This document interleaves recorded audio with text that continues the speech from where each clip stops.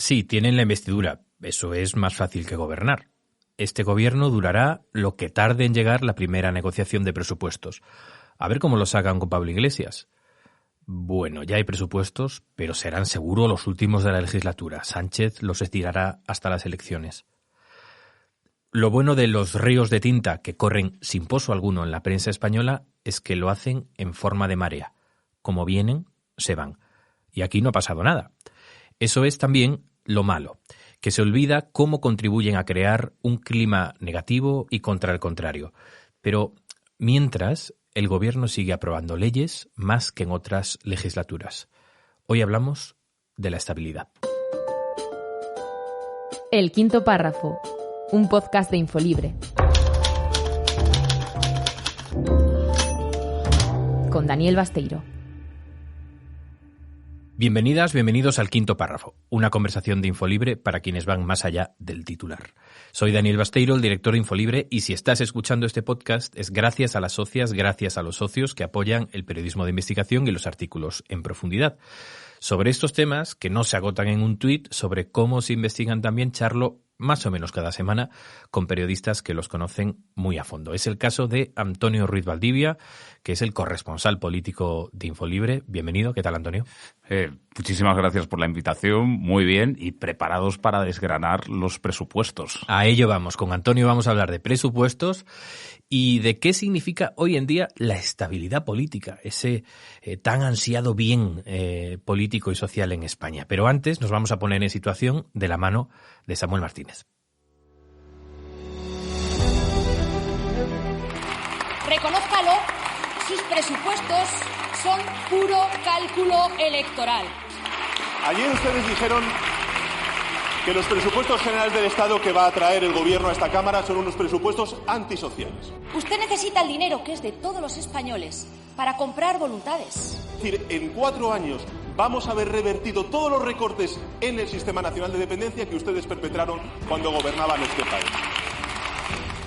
Ya lo ha dicho Basteiro, los presupuestos son siempre materia de crítica de la oposición hacia el partido o los partidos en el gobierno hasta que se aprueban. Cuando eso ocurre, los titulares se relajan, las luces de la polémica se apagan y los presupuestos dejan de ser noticia, casi dejan de importar. Pero no debería ser así, ¿no?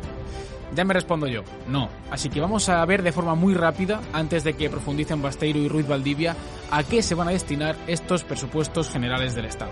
La mayor parte de la partida se va a dedicar a las pensiones, casi un 40% del total. Justo detrás de ese dinero que va a ir a parar a los pensionistas, el 13,7% se va a transferir directamente a otras administraciones públicas.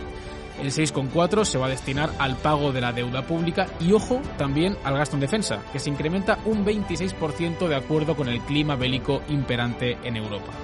Las partidas destinadas a educación y sanidad también se incrementan con respecto a los presupuestos del 2022. En total, casi un 60% de los presupuestos se dedicará al gasto social. A ver, Antonio, para empezar. En España todo es emocionante, sobre todo en la vida política, ¿verdad? Pero los presupuestos lo son doblemente. Antes, cuando no había mayoría absoluta, el suspense venía en la votación parlamentaria, cuando había que apretar el botón. Pero con este gobierno también está ese suspense, esa emoción al hilo del acuerdo dentro del gobierno, en el seno de la coalición. Tanto que parece que lo que se acaba de presentar ya está casi aprobado, ¿no? Bueno, sí, la emoción siempre está patente desde el principio. Hay que ver, la ley de presupuestos es la ley más importante que puede tener un gobierno, porque marca la política económica, pero marca también las políticas, podríamos decirlo de una manera, las acciones ideológicas que tiene tu gobierno. Educación, la sanidad, las pensiones. Por lo tanto, es la ley en la que ponen todo su empeño los gobiernos en sacar. Primero, hay que conseguir un acuerdo en un gobierno de coalición dentro de las dos partes, que no es fácil, ya lo hemos visto, durante estos 3 años. Es verdad que el Partido Socialista y Unidas Podemos ya han engrasado una máquina que tiene sus altos y sus bajos. Es decir, parece que no hay acuerdo, y al final y a última hora lo consiguen. ¿Eso quiere decir que no hay negociación o que hay teatro? hay mucha más negociación que teatro. Pero bueno, ahora mismo estamos en el punto de que han conseguido un acuerdo y ahora necesitan el otro gran acuerdo, que es el de las Cortes. Esto es importante porque se acusan mucho mutuamente a veces de filtrar, ¿no? Y pues escuchamos, pues la parte morada dice que esto no avanza o la parte socialista se guarda una medida. Es decir, esto del teatro y la negociación, ¿hasta qué punto es un factor a la hora de ponerse de acuerdo? ¿Cuánto lo dificulta o cuánto facilita que algunas líneas se abran paso en esa negociación? Exactamente. Lo primero, el grueso de los presupuestos sí tiene un gran acuerdo en principio entre el Partido Socialista y Unidas Podemos, porque son unos presupuestos, lo primero que hay que decir, muy progresistas, muy a la izquierda, ¿no? Entonces tenemos el grueso. Pero son dos partidos totalmente diferentes, sobre todo dos partidos diferentes a la hora de negociar y a la hora de encarar, ¿no? La cultura política. Exactamente, esa cultura política.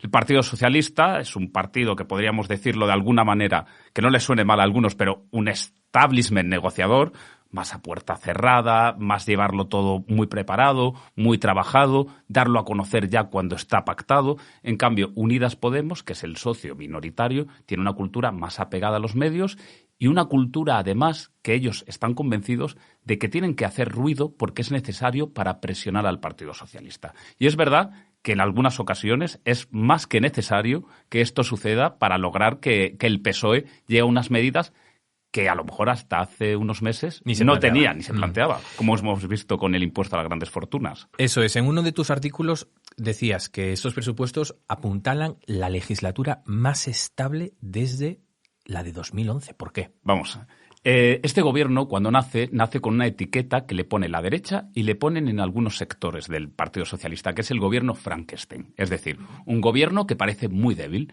Es verdad que la legislatura arranca con una investidura de Pedro Sánchez con 167 síes, si no recuerdo mal. Y los presupuestos últimos se sacaron con 189. Es decir, se ha desmontado toda la teoría que había de la derecha de que es un gobierno inestable. ¿Cuántas leyes han sacado? 161 leyes desde que empezó la legislatura. Hay mucho ruido, pero podríamos decirlo, si me dejas este símil, sobresaliente en pactar, suspenso en ruido mediático por parte de ellos. Hablas de las leyes, ¿no? 181 leyes o iniciativas legislativas. ¿Esto es mucho, es poco, es más que en otros gobiernos que no tienen la mayoría asegurada en el Congreso? ¿Qué forma también legislativa? Porque no es lo mismo, ¿no? Exactamente. Estamos hablando de iniciativas con rango de ley, que no es lo mismo que proyectos de ley que salgan directamente. Y es verdad. La diferencia. Exactamente. Tú puedes sacar un proyecto de ley, ¿no? Que es lo que normalmente hacen los gobiernos. Por ejemplo, los presupuestos generales son un proyecto de ley que nace desde el Consejo de Ministros y tiene una serie de trámites parlamentarios. En el caso de los presupuestos nos alargaremos unos 3 meses. Uh-huh. O sea, en el gobierno esperan que para Nochebuena llegue el turrón de los presupuestos. A ver si no nos hacen trabajar en algún festivo. Pues yo creo que no te cojas todas las vacaciones de Navidad porque alguna votación habrá. Y luego están otro tipo de iniciativas con rango de ley que tienen la potestad del gobierno, que son, por ejemplo, los decretos ley, que es lo que se ha acusado a Pedro Sánchez de gobernar de abusar a golpe de decreto ley, porque directamente entra en vigor y luego tiene una ratificación y no tiene esa tramitación parlamentaria tan extensa como tienen los proyectos de ley. Es verdad que el gobierno, en su defensa, dice una cosa: hemos tenido que gobernar con una pandemia, hemos tenido que gobernar ahora con una guerra de Ucrania y no era fácil tener una tramitación de esa manera y sin tener los apoyos que tenían, por ejemplo, si tuvieran un partido popular no más reacio a pactar. ¿Se ha abusado? Se ha abusado de una manera. ¿Era necesario? En muchos de los casos yo creo que era necesario ir con decreto porque eran medidas que se tenían que tomar al instante casi en la situación que estábamos viviendo. En cualquier caso, además de la forma, también está el número y también está el abanico de asuntos que se cubren, ¿no? Que son amplísimos, quizás también por el momento que vive España, por, sin ir más lejos, prioridades como los fondos europeos que están provocando también que repensemos a España como país, ¿no? Es decir, podemos decir que el balance legislativo es amplio en todos los sentidos, ¿no? En temas, en número e incluso en formas que a veces son denunciadas como un abuso, ¿no? Exactamente, sobre todo porque yo creo que en esta legislatura lo que estamos viendo es un cambio también de cultura política a lo que habíamos vivido en España anteriormente.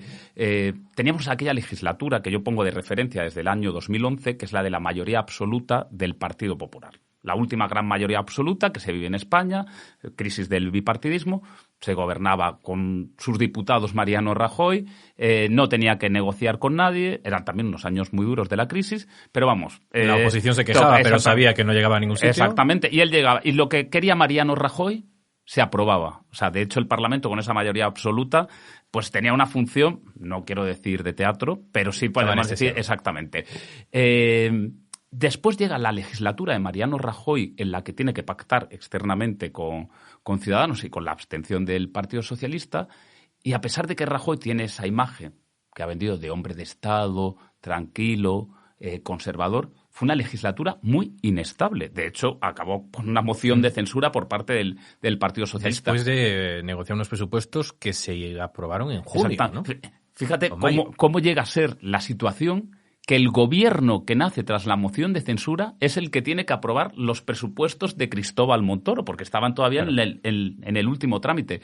Por lo tanto, veníamos de una imagen que se da de una cierta estabilidad de Mariano Rajoy que no se traducía en los números y no se traducía a la hora de hablar en el Parlamento. Y llegamos a una legislatura con un gobierno Frankenstein mal llamado que saca en 3 años los presupuestos con el tiempo adecuado y no solo con los votos, más de 20 votos más que la investidura de Pedro Sánchez. Por lo tanto, lo que vemos es que el abanico de apoyos del gobierno ha ido creciendo. Entonces, ¿por qué hay esa sensación, o algunos la describen, de pues inestabilidad, pues de falta de coordinación? Es decir, ¿por qué flota eso en el ambiente quizás mediático? Yo creo que hay varios factores, ¿no? Uno de los primeros factores es que estamos aprendiendo a cómo se gobierna en una coalición en España. Por lo tanto, hasta ahora estas diferencias en público no las habíamos vivido y, por lo tanto, tenemos que ir acostumbrándonos y tenemos que ir aprendiendo. Siguiente, está el factor mediático. Es que se negocia dentro, pero también se negocia de cara a la sociedad y se negocia de cara a los medios. Tercero, tenemos una oposición que es totalmente, bueno, yo diría que destructiva, que quiere dar esa sensación de caos. Y fíjate... En beneficio propio. En beneficio propio. Y a mí me gusta recordar una cosa cuando hablamos de estabilidad. Este gobierno de coalición ha sacado 3 presupuestos, va a agotar la legislatura. ¿Cuáles son los gobiernos que se han roto en España en estos años? Los gobiernos de la derecha. Eso sirve bien como punto de comparación, ¿verdad? Murcia, Andalucía también se rompió. Estamos hablando, y Castilla y León. Estamos hablando, los gobiernos más inestables que han tenido que ir a elecciones han sido los gobiernos con partidos de la derecha. En cambio, el gobierno de coalición está aguantando, pero no solo eso, es que también están aguantando todas las comunidades autónomas que surgieron con pactos de la izquierda. Y además con cosas que yo creo que serían muy interesantes a la hora de hablar de estabilidad, que ya tendremos mucho tiempo, pero cómo esa estabilidad se va tejiendo de maneras diferentes, como pasa en Valencia, ¿no? Con esa cláusula de mestizaje del consejero es de un partido y luego el director general de otro, y que vamos aprendiendo, yo creo que todos los españoles van aprendiendo cómo se va gobernando. Pero lo que está claro es, con números, los gobiernos de la izquierda son más estables que los de la derecha. Vamos ya con los comentarios y preguntas de las socias y socios de Infolibre.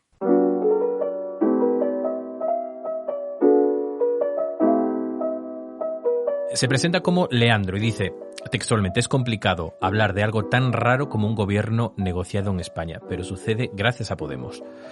Solo había conseguido algo parecido Zapatero, que sí hacía magia de verdad, nos escribe Leandro en los comentarios. El resultado es un retorno a la política de sostén social y un tímido progreso de país. Este es al menos su opinión. Antonio, es cierto que lo de la geometría variable es un concepto que no es nuevo, que lo aprendimos pues ya hace más de 10 años con Zapatero, ¿no? Esto es diferente, ¿no?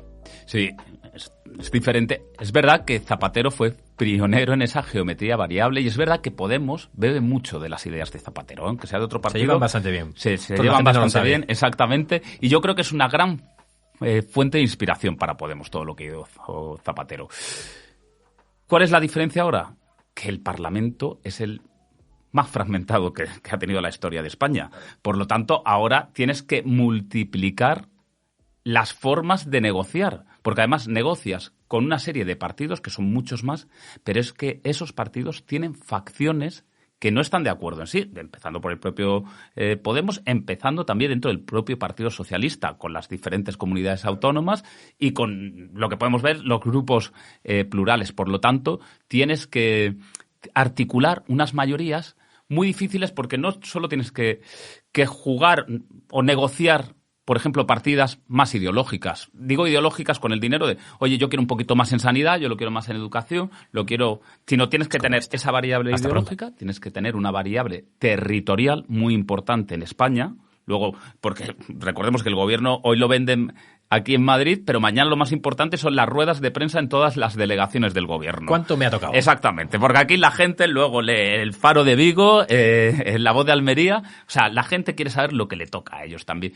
Y luego tienes una serie de claves, además de territoriales, regionales, que estamos viendo también, por ejemplo, con Teruel Existe, que no es solo de una comunidad, sino también hay entes provinciales que están jugando también a que se vea y se materialice el voto que tú has hecho en Teruel directamente. Por lo tanto, el escenario es mucho más complejo, es parlamentariamente más difícil, pero el gobierno es verdad que ha conseguido aumentar esos votos con los que salió de la investidura después de las elecciones de 2019. Un complejo encaje de bolillos que, de momento, va saliendo. Gracias, Antonio, por acercarnos la complejidad y hablar con nosotros de qué significa estabilidad política en España.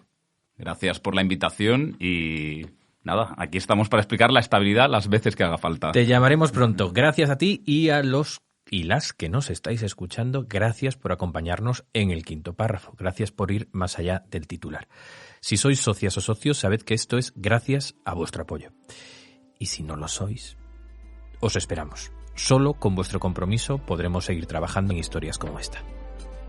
El quinto párrafo, un podcast de Infolibre.